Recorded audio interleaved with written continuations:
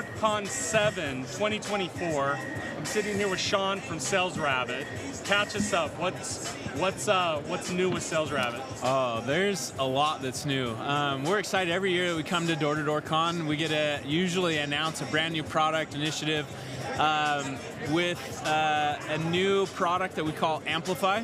Okay. We launched it about 8 months ago, did a soft launch with a few customers to really make sure that we dialed it in and honed it in, but it's a whole new gamification system, which as I've been walking around the show floor here, it's the buzzword, I feel like. It's pretty so many people here, are talking about it. This is the craziest experience I've had at a DoorDoorCon. It's been a lot of fun. So tell us, why do you think this is going to be the next thing?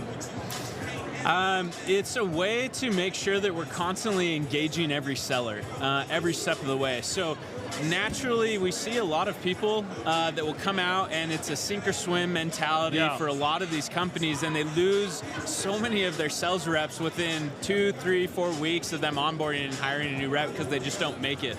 And what we're finding is that if we kind of shift the mentality of just a sell is the only thing that's success, and what we do is we break it down even further. So we look at all the income-producing activities that a sales rep would do, whether it's knock doors, follow-up, calls, conversations, sets, all of it. And we want to gamify it. We want to make it a game every day so that it's creating motivation and track all of those things. And so that way, every rep feels like they can actually go out and win.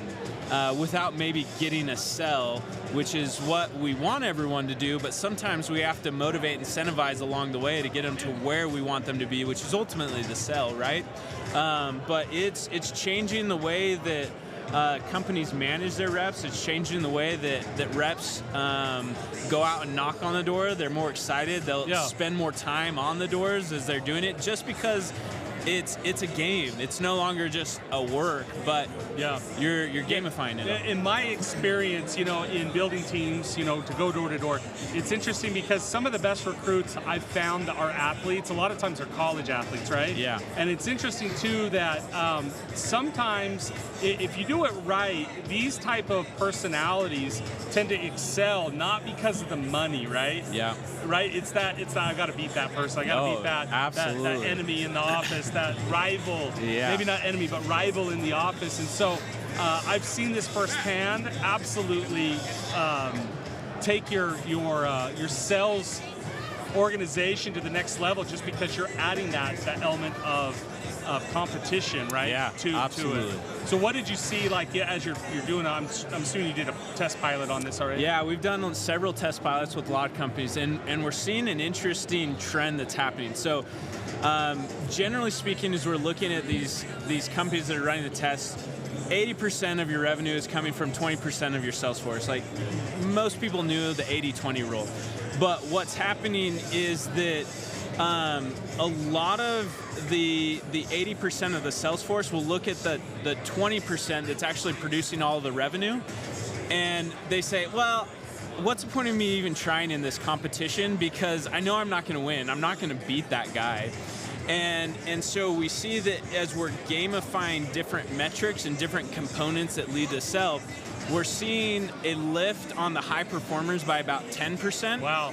But then on the low performers, we're seeing over 100% lift in what their activity is to get them to more results and more sales. And so the ability that we have to track how effective a competition is and why it's effective, and whether it's creating a lift for the high, medium, or low performers, it's just fascinating to look at and see, because most people, they run a competition and like, oh great, we ran it, we do this every year, but it's like, what drives that competition? What's the results of it? How does that actually benefit the company from creating more sales? And most people don't know what that data is and how much lift it gives them, and so we're providing that insight that people have never had before, so that they can know, well, if I do competition A, that gives me a 17% lift, but if I do competition B, I get a 42% lift, so I'm going to keep rerunning the competitions that actually provide the lift and the results that we're driving with the competitions. And how to allocate those prize funds, right? You budget it and you say, hey, look, we can do this that historically has given us a little bit of a lift, or we could spend the same amount of money and get almost 50% more just by able to analyze it. And it's so fascinating, Clint, because the most random prizes will create some of the biggest lifts. Like, we'll see it's manager takes you out to lunch, or everyone does 50 push-ups in the office. Like, there's just so many small things that people don't necessarily think about, and we're trying to help create this playbook for competitions for people to help give them ideas, because there's a different variety of skill level and knowledge that companies have in that arena of what to reward or how much to reward based on the competition. And so we're trying to help educate people alongside of just providing the platform that gives them the insight. Cool. So you got a little bit of hand-holding too. That's cool. Yeah, absolutely. That's really important too, especially if you're new to it, if you've never done it before. Or maybe, if you're new to that, I could see a lot of benefit to that. I'm going to tell you my experience as far as prizes go, if you don't mind. Yeah. Okay, so my experience, the best prizes, if you're looking for like a pro tip and you don't know what prizes to buy, the best prizes are prizes that people want, but they wouldn't necessarily spend their own money for. Those go the longest ways. This could be watches, could be Apple Watches, something to that effect.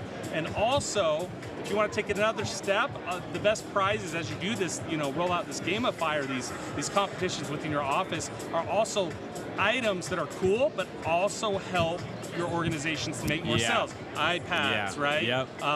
Laptop computers and whatnot. I found that those, if you could mix the Gamify, get the boost there, and reward your people with stuff that actually will tools to the profession, it's a beautiful thing. Yeah, and I think people should think that way, and not everyone does, but even just outside of helping people do their job better, but creating a better brand, whether it's up-leveling your swag, your shirts, your jackets, your hats, giving people custom shoes we see a lot of.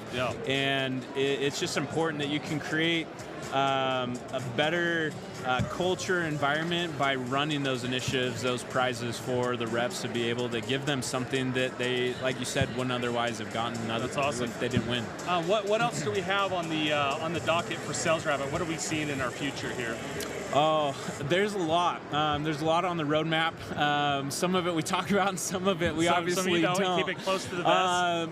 We're spending more and more time looking at artificial intelligence and how to bring that into to the reps interface. The idea is that we want to get to a point where we can really tell people where to go, why to go there, and when they should be in that territory and area, so that people don't have to spend as much time looking for the right territory. If you're expanding from one city to the next because you need to go and start a new office somewhere else, we want to be able to give analytics and data behind why you should go there, and be much more intentional and prescriptive about where people send their reps, and why am I knocking on this door versus that door, and what's the probability of me closing this customer based on other people that I've closed, because we know all of the demographic attributes and data and information about all these homeowners. And so now we're creating algorithms and AI to help determine and create the right area for the right rep that's going to create more success for them, which ultimately just compounds up to the business. You're talking about like gamifying, and something I just want to bring up,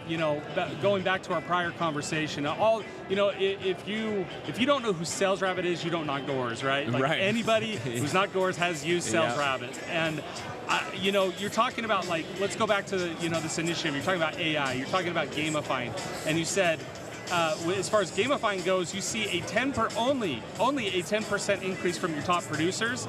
That's a lot of accounts, right? You're talking about 100 accounts from your bottom. Great, we'll take that too. I'm actually really more interested in that 10%, right? Because that's a lot of accounts from your top producers. So that's really cool. What are the do's and don'ts of using SalesRabbit? How are you seeing people not utilizing it correctly? How are you seeing people utilizing it? Great question. What we often see is that people don't invest into an operations individual that's overseeing their tech stack. And so a lot of times people will purchase software, whether it's SalesRabbit or anything else, and it's like, oh, we just got this fancy new tool. We're so excited about implementing it, giving it to our teams. And so they spend a week going through light customizations, and then they hand it off to the team, and then they're like, I don't need to touch that. I can step back and it's going to do its thing.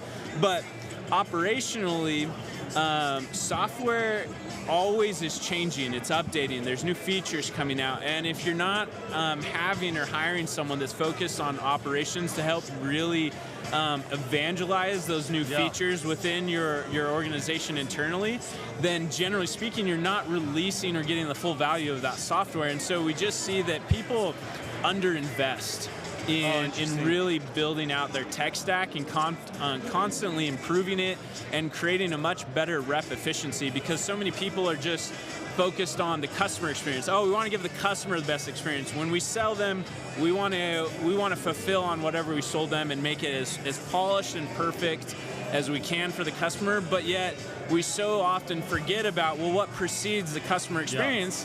It's the rep experience. And if we don't spend a fair amount of time creating a great experience for the reps to do their job, it's not going to filter down to the customer. And so I just think that people underinvest and don't think about that operations role as much as they need to with a team of sellers. Okay, that's interesting. I think that's probably the biggest thing that I've noticed I've been using SalesRabbit since the start. When did what year was that? 2013, first year we launched. Man. So it's been a while. Been over 10 years. That's crazy. And it's fun to see how far it's come. And it's even more fun to think about where it's going to be in the next 10 years, right? Absolutely. It's here to stay for sure. So, last question for you. I'm interested in trends. What are the trends you're seeing right now in the door-to-door world? From your perspective, being on the software side, what are some of the trends? What can we expect here in 2024? I think that, in my opinion, as we look out at the landscape of the market, we're seeing a difference in how people actually purchase their products. Oh, interesting. And what I mean by that is when we go and sell someone face-to-face and we engage with them, a lot of times so much research is happening before we go and knock on the door. Meaning that if someone is generally going to buy solar, they've usually been thinking about it for some time, and they've done research, whether they research that person that arrived at the door or not. But more research is happening, and transactions are happening at the door. They happen after that.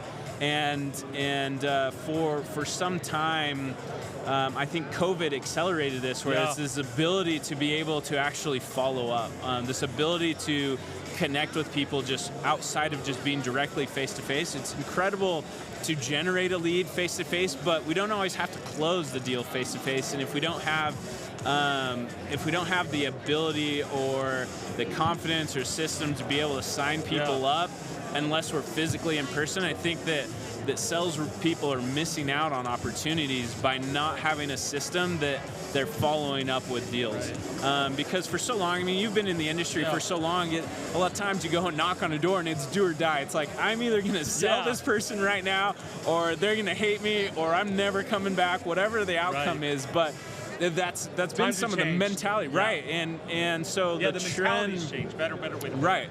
And so I think that ability to be a little bit more disciplined in how we sell and have the process and the know-how to be able to follow up and work deals for a longer period of time is becoming a little bit more crucial.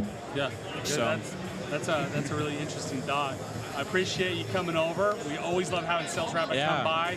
You've been with us since the beginning, right? Door-to-Door Con 7 2024. Sean from SalesRabbit. Yeah, thank you. Good to be here.